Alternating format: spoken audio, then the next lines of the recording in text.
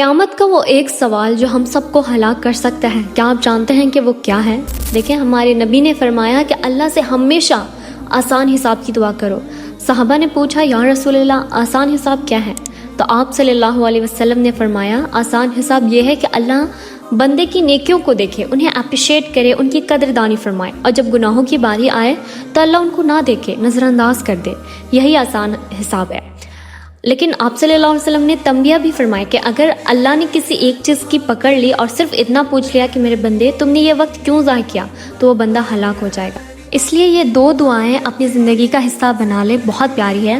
اللہم طہر قلبی من کل ما لا یرضیک، یا اللہ میرے دل کو ہر اس چیز سے پاک کر دے جس سے تو راضی نہیں، اور اللہم حاسبنی حسابا یسیرا، یا اللہ میرے حساب کو آسان فرما، تاکہ قیامت کے دن اللہ تعالی ہم سے بھی فرمائے، جا میرے بندے جنت میں داخل ہو جا۔